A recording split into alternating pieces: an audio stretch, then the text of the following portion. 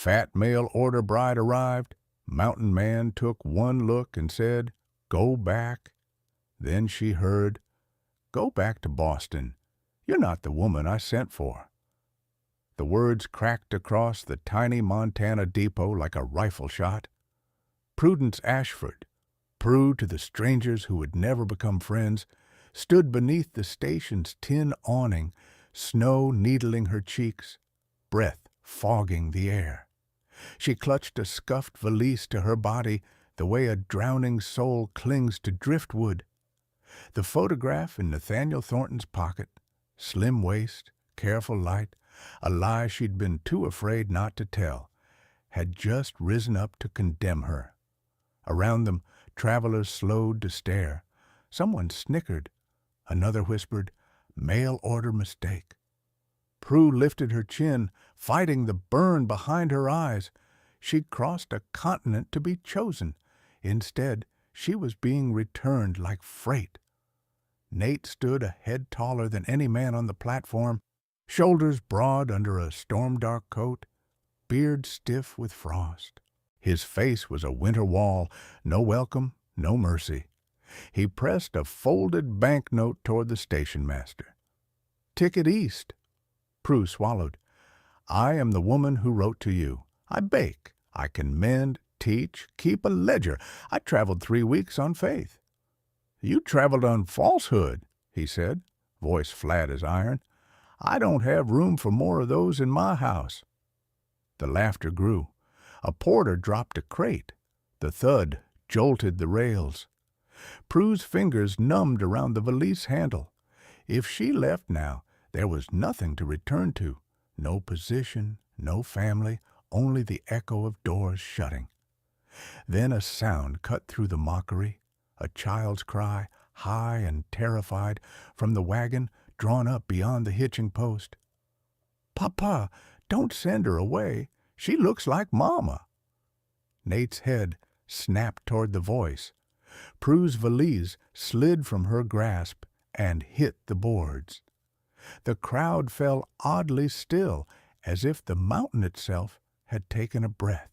The cry came from a small boy with hair the color of wheat and eyes too big for his face. He stood inside the wagon, hitched near the platform, tiny fists gripping the rail. Tears streamed down his cheeks, cutting clean paths through the dust. "Papa, don't let her go," he pleaded again. "Please." The crowd's laughter faltered. Nathaniel Thornton turned, his face tightening as he strode to the wagon. "Tobias," he said sharply, inside voice. But the child only shook his head, sobbing harder. "She looks like Mama, Papa. Don't make her leave." Prue stood frozen, heart hammering. The boy's words stabbed deeper than any insult.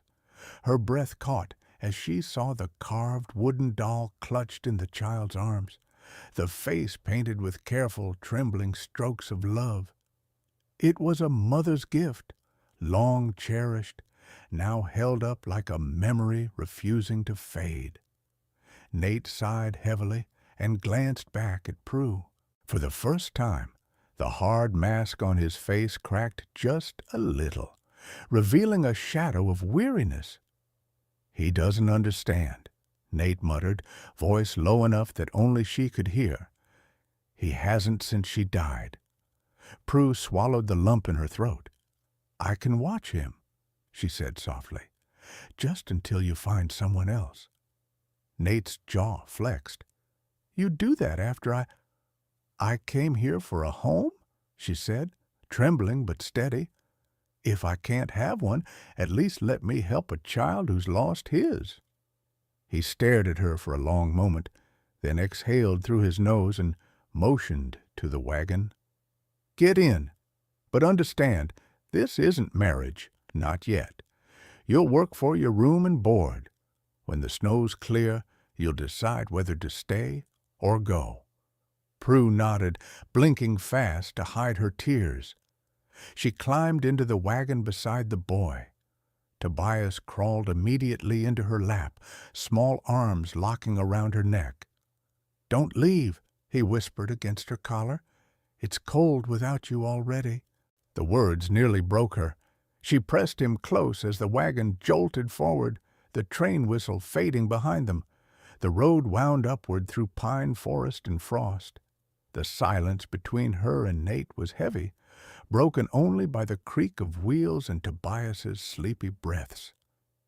Every few miles, Nate glanced back at her, quick, cautious looks that never lingered.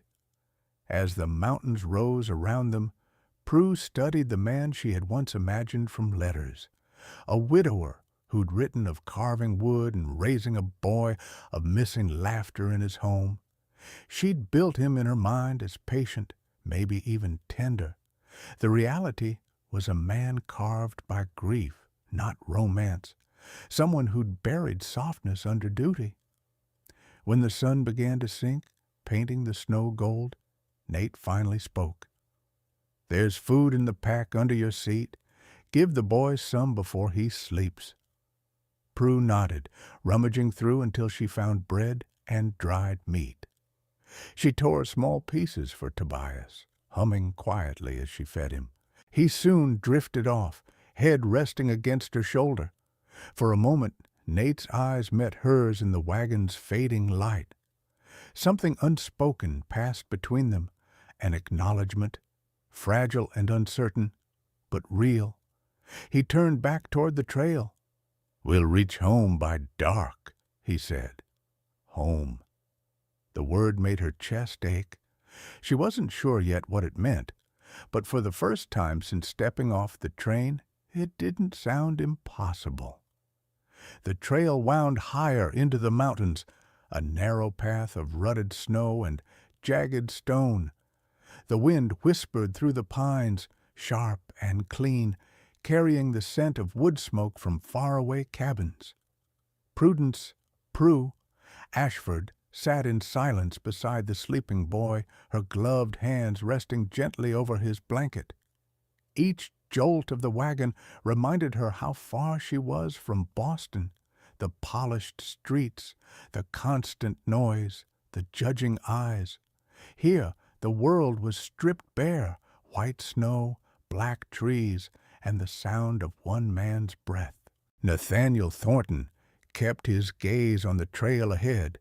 His shoulders were broad, his hands rough from work and weather, and though his face remained unreadable, she sensed the exhaustion that haunted him. He guided the horses with steady precision, saying little. When they reached a river crossing, the ice groaned beneath the wheels. Prue gasped softly, clutching Tobias closer. Nate flicked her a quick look. "Don't worry, I know this road." His calmness steadied her more than the words. By dusk, the temperature plummeted, the horses steamed in the cold, and the wagon wheels squealed against frozen earth. Finally, Nate drew the reins and pulled to a stop beside a grove of fir trees. "We camp here tonight," he said. Prue climbed down carefully, her boots sinking into snow. Nate moved with practiced ease, unhitching the horses, building a small fire, setting a tin pot atop the flames. He handed her a blanket without looking directly at her. "Wrap the boy. He'll sleep warmer next to the fire." She nodded and did as he said. When Tobias settled against her lap, she exhaled, watching her breath turn to mist. "You travel this way often?" she asked. "Every week or so," Nate replied, stirring the pot. "I trade pelts and lumber down in town." She hesitated. "You wrote, in your letters, that you'd built a home out here." "I did." His tone was flat, almost defensive. "It's quiet. Suits me." Prue bit her lip. "Quiet can be lonely?" He didn't answer. Only the fire cracked, and the distant call of a wolf echoed through the trees. When the stew was ready, he ladled a portion into a tin bowl and handed it to her. "Eat." She blinked. "You first." He shook his head. "You've come farther than I have today." She wanted to thank him, but couldn't find the words. The warmth of the stew spread through her fingers, through her chest. After days of travel, it tasted like safety. Tobias stirred in his sleep, mumbling something about his mother. Prue smoothed the boy's hair, humming a soft lullaby her own mother used to sing. When she looked up, Nate was watching her, expressionless, yet his eyes softer than before. "You sing," he said quietly. "Only when I'm scared," she admitted. He looked toward the fire. "Then keep singing. The woods listen better than people." She smiled faintly, and for a brief moment the silence between them wasn't heavy, it was gentle. Later that night, when the fire had burned low, she woke to find Nate draping his coat over her shoulders. He thought she was asleep. His hand lingered just a second before he stepped back, settling against a log with his rifle across his knees. The next morning, frost painted the trees silver. Nate broke camp quickly, efficient and wordless. Tobias climbed into Prue's lap again, half asleep, trusting. As they rode on, the sun spilled over the ridges, and the land unfolded like something out of a dream, vast and wild and unforgiving. By midday, they crested a rise, and there it was, a small cabin nestled beside a frozen creek, smoke curling from its chimney. The roof sagged in places, but the sight of it made Prue's throat tighten. Nate halted the horses. "Home," he said simply. Prue stared at the cabin, unsure if she was being welcomed or warned. Either way, it was the first roof she'd have that wasn't given out of pity or payment. And as Tobias reached for her hand, smiling sleepily, she thought, maybe, just maybe, this mountain wasn't the end of her journey. It was where it truly began. The cabin was small and sturdy, built from rough pine logs darkened by years of wind and smoke. Inside, the air smelled of cedar and ash. A single window let in the gray afternoon light, falling across a stone hearth where embers still glowed faintly. Nathaniel pushed the door open with a creak and gestured for her to step inside. "It's not much," he said curtly. To Prue, it was everything. A roof that didn't leak, walls that didn't echo with ridicule. She brushed her glove across the wooden table, feeling dust and quiet settle into her bones. Tobias bounded in after her, his boots clattering across the floor. "Papa, can Miss Prue stay in Mama's room?" Nate froze for a heartbeat, then cleared his throat. "No, son. She'll take the spare." He turned to Prue. "End of the hall. Small bed, but warm enough. You can use whatever you need." Prue nodded, trying not to show how much the child's question had startled her. "Thank you." That night, she lay awake listening to the sounds of a house lived in by grief. The faint scrape of Nate's chair as he worked by the fire, the wind pressing against the shutters, the occasional whimper from Tobias's room. Every noise carried a memory she couldn't see, but felt like a pulse in the walls. By morning, she decided silence wasn't going to keep her alive. She found an old broom, rolled up her sleeves, and began to sweep. Dust billowed through the sunlight, dancing like ghosts of years past. She scrubbed the hearth, shook out rugs, washed dishes that had sat too long untouched. When Nate came in from the woods with an armful of firewood, he stopped short. The cabin looked brighter, less like a tomb, more like a home. "What are you doing?" he asked. "Trying to make myself useful," she said without turning. He hesitated, then set the logs down. "You don't have to." "Yes, I do," she interrupted gently.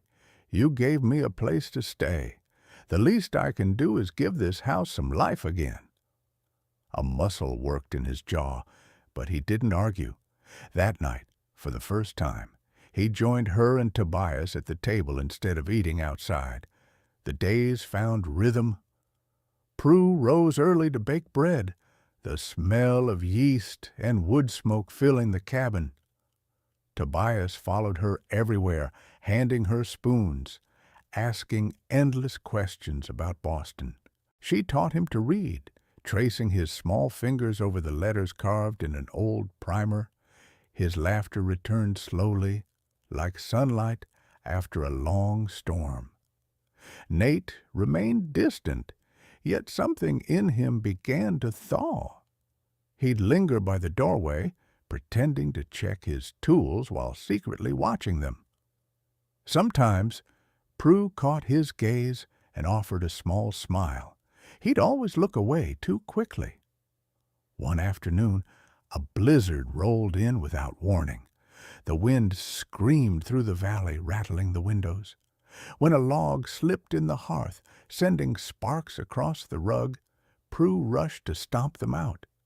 Nate appeared beside her instantly, his hand gripping her arm to steady her. Their eyes met, too close, too long. His palm was rough and warm. Her heart stuttered. "Careful," he murmured. "Wouldn't want to lose you to fire after all that snow." She laughed softly, nerves trembling through it. "You'd miss my bread at least." For a moment he almost smiled.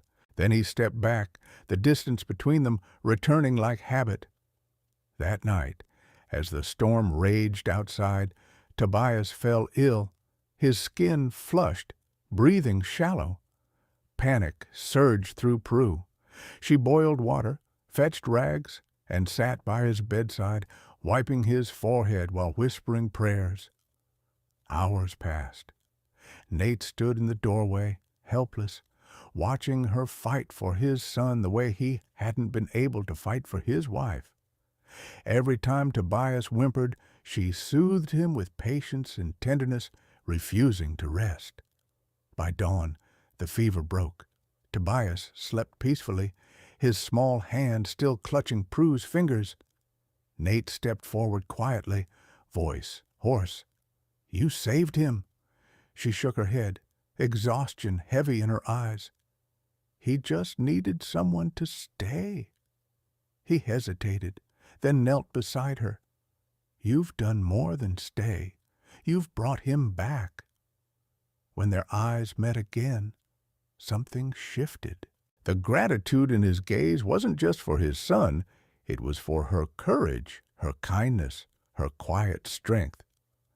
In the weeks that followed, the change grew unmistakable. Nate began fixing the fence she'd mentioned, repaired the shutters, even built a small table for her sewing. He started coming home earlier, bringing small gifts from the forest. Wildflowers, pine cones, once even a smooth river stone, because it reminded me of your eyes when the firelight hits them. Each gesture left her breathless in its simplicity. They worked side by side, laughter becoming easier, silence less sharp. One evening, as they shared bread and stew, Tobias grinned between them.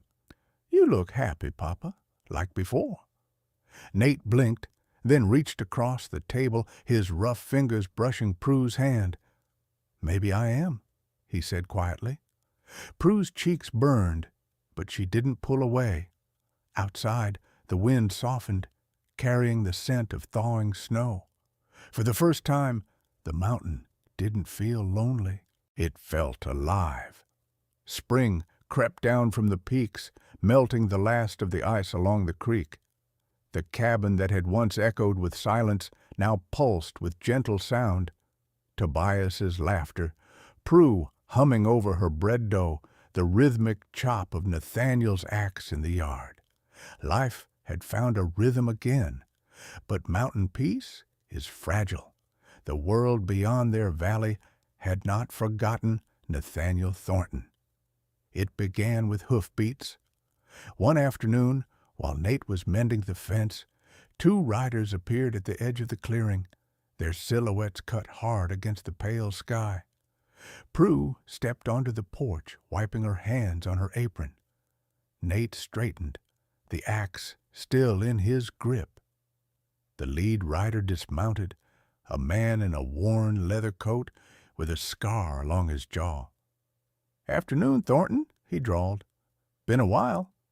Nate's jaw tightened. Marcus Brennan.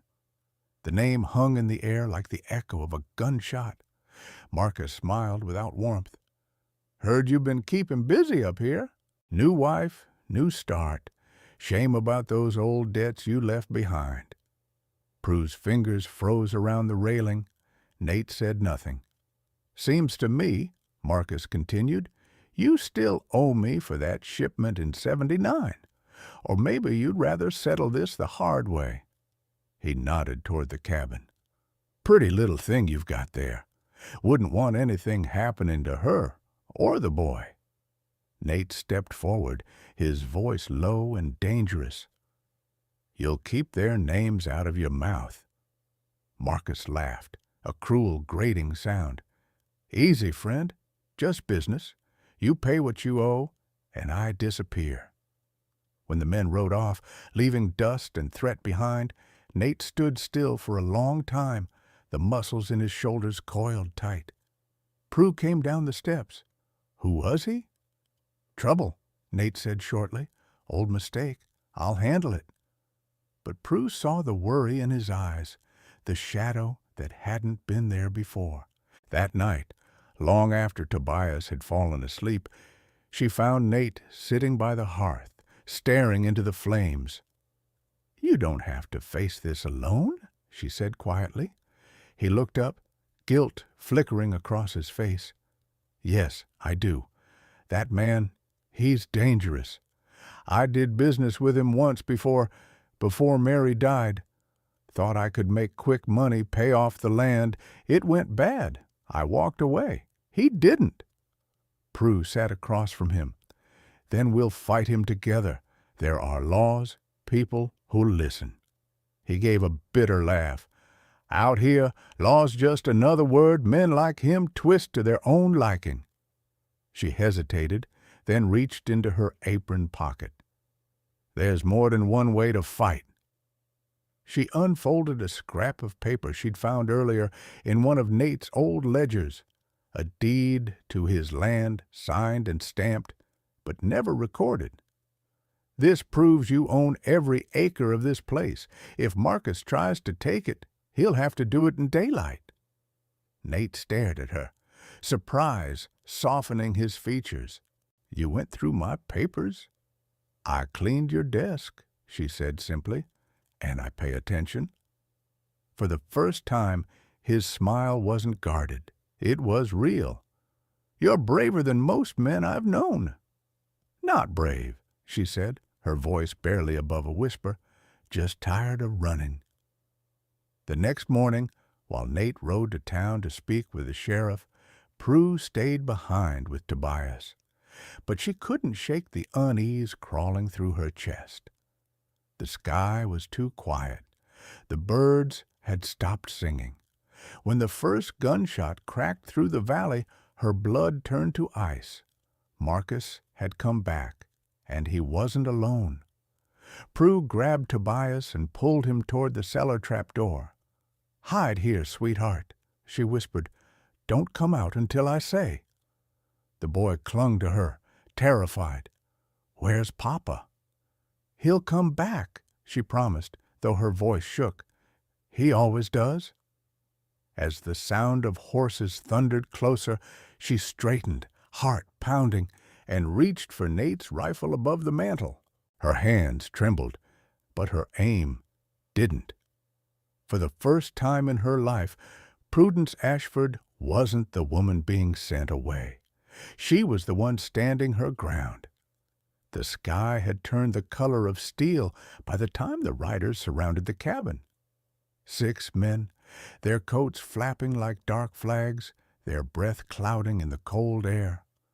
Marcus Brennan sat tall in his saddle, a smirk curling beneath his scar. "Thornton!" he shouted. "You can end this now. Hand over the deed, or we take it by fire." Inside, Prudence stood by the window, rifle steady in her trembling hands. Tobias crouched in the cellar below, clutching his mother's old doll, whispering a prayer. "Get out of here," Prue yelled, her voice quivering but fierce. "This land belongs to Nate Thornton, and you know it." Marcus laughed. "That's so. Then where's the man himself?" "Right here." The voice came from behind them. Nate rode in from the tree line, his horse thundering through the snow, shotgun leveled.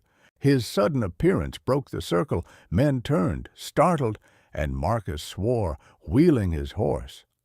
"You picked the wrong mountain," Nate said coldly. Marcus sneered. "You really think that fat mail-order bride can save you?" Nate's eyes hardened. She already did. Before Marcus could draw, Nate fired, the blast shattering the stillness, echoing across the ridge. Marcus's hat flew off, and his horse reared. The gang scrambled for cover, returning fire toward the cabin. Bullets tore splinters from the porch rail. Inside, Prue ducked low, heart hammering. But when one man crept toward the door, she took aim and fired. The kick nearly threw her back, but her shot hit true. The man screamed and fell into the snow. Outside, Nate reloaded, using the wagon as cover. Two more riders bolted for the trees, leaving their leader bellowing curses. Marcus turned his horse toward the cabin, firing wildly. "Prue!" Nate shouted. "Get Tobias out!" But Prue had already thrown open the door, rifle raised. The sight of her, apron torn, cheeks flushed, eyes blazing, stopped Marcus in his tracks. For the first time, he looked uncertain. "This is your last warning," she said, breath clouding. "Ride down that mountain and never come back." He sneered, ready to answer, but before he could, the sound of hooves thundered from the trail. A dozen riders, local ranchers, the blacksmith, even the sheriff, came charging up behind Nate, rifles raised. Prue's call for help had reached them after all. Marcus's sneer collapsed into fear. "You think this changes anything?" "It changes everything," Nate said, striding toward him, "because now everyone's watching." Marcus dropped his gun and spurred his horse down slope, vanishing into the pines. His men followed, scattering like crows. Silence settled again, only the wind and the distant cry of hawks. Nate turned to Prue. She stood there trembling, rifle still in hand, her courage shining through the tears on her cheeks. He crossed the snow and took her by the shoulders, steadying her. "You're shaking," he said softly. "So are you," she whispered back. Then his voice broke, rough with everything he'd left unsaid. "You're my home, Prue, you and that boy." And before the crowd of stunned onlookers, he kissed her, hard, desperate, grateful, while the snow fell around them like a benediction. By morning, the valley lay silent again. The storm had passed, leaving the snow glittering beneath a pale sun. Smoke curled peacefully from the chimney of the Thornton cabin, a signal to the mountains that the home still stood, and so did the family within. Inside, Tobias sat wrapped in a quilt by the fire, building a small tower from carved wooden blocks, while Prue stirred a pot of stew. Her hands were still sore from gripping the rifle, but her heart was light for the first time in years. When Nate came in from tending the horses, she looked up and smiled. "You're hurt," she said, noticing a shallow cut along his arm. He shrugged. "You should see the other man's pride." She laughed, shaking her head. "You scared me half to death." He stepped closer, wiping his boots before crossing the threshold. "You faced 6 armed men alone, Prue. I think we both know who did the scaring." Her cheeks warmed. "I wasn't going to let anyone take our home." At that he paused. the word are settling between them like a vow. Then he reached for her hand, rough fingers wrapping gently around hers. "I was a fool the day you stepped off that train," he said quietly. "I thought I wanted someone who fit a picture. But what I needed was someone who'd fight beside me, love my son, and make this cabin a home again." Prue's eyes filled with tears. "You have all of that, and more." Tobias looked up from his blocks and grinned. "Does this mean Miss Prue's staying forever?" Nate smiled and pulled her close. "No," he said softly. "It means she was meant to be here all along." Outside, the wind carried away the last of winter, and for the first time in years, the mountain felt warm. Every story like this reminds me that love doesn't arrive in perfect shapes or polished promises. It shows up battered, unexpected, and brave enough to stay. Prudence thought she was too much to be loved, and Nathaniel thought his heart was too broken to love again. But the mountain proved them both wrong. If you've ever been rejected, overlooked, or told you weren't enough, remember Prue's story. Somewhere out there, someone is waiting not for perfection, but for you. Where are you listening from tonight? Drop a comment below, and if you still believe in love's second chances, stay. The next story is yours.